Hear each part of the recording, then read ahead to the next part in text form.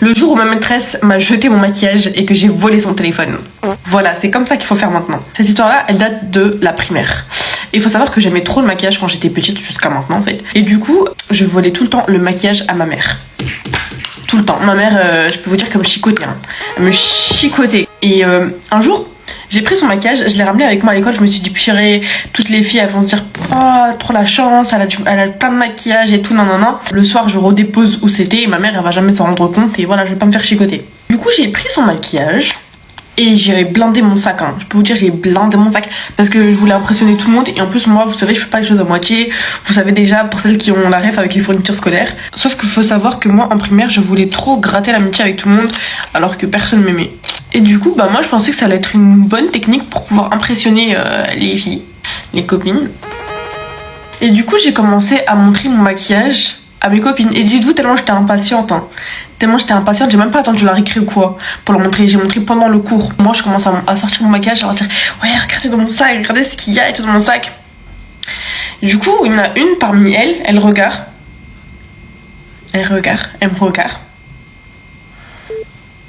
Comme ça. Comme ça. Pourquoi tu lèves la main? Pourquoi tu lèves la main en fait?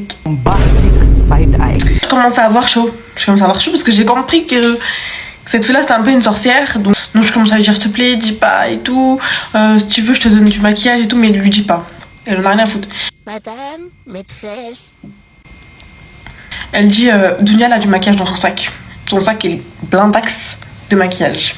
La maîtresse elle me demande, c'est vrai? J'ai dit non. J'ai dit c'est faux. Elle m'a dit, ramène ton sac. Ramène ton sac. Du coup, j'ai dû le ramener mon sac à son bureau. Et elle a vu que mon sac, il dégoulinait maquillage en fait. Il dégoulinait, il était blindé de maquillage. Là, ce qu'elle fait devant mes yeux, et j'en ai lâché des larmes. Elle prend le maquillage, elle jette un par un à la poubelle. Il y avait des palettes, il y avait des rouges à lèvres. Elle jette tout à la poubelle.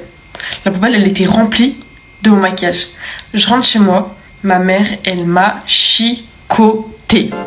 Elle m'a chicoté. J'avais trop la haine contre cette maîtresse-là. J'ai commencé à pleurer et tout. Ma mère, et quand je vous dis, ma mère, elle rigole pas. Je lui ai dit que j'avais pris son maquillage pour le montrer à mes copines et que la maîtresse, elle a vu qu'elle a jeté à la poubelle. Ma mère, quand je vous dis, elle est devenue rouge. Hein. Elle a changé de couleur. Ma mère, elle a changé de couleur. Le lendemain, elle va voir la maîtresse.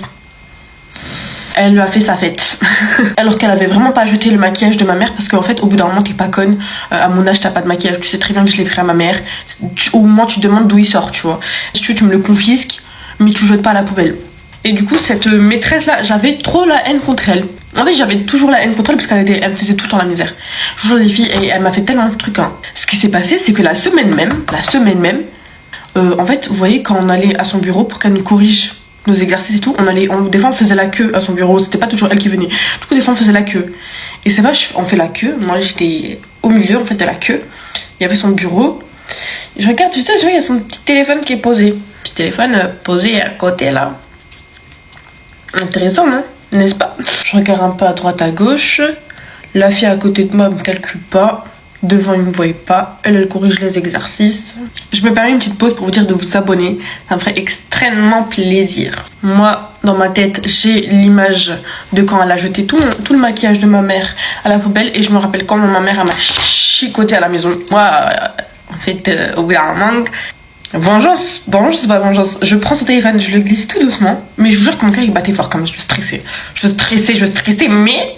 Je prends son téléphone, je le glisse tout doucement, je le mets dans ma poche. Personne ni vu ni connu, je commence à stresser, je regarde si personne n'a vu et tout. Personne n'a vu. Quand je vous dis moi je suis arabe dans le sang, c'est que je suis arabe dans le sang. Bref, après elle corrige ma feuille et tout, je vous jure j'étais pas bien. J'avais trop peur, je stressais, je me disais elle va voir que j'ai son téléphone dans la poche et tout, j'étais pas bien. À peine arrivée à où j'étais, à peine arrivée à ma place, à peine, même pas 10 minutes après, même pas 5 minutes après je pense, elle est là.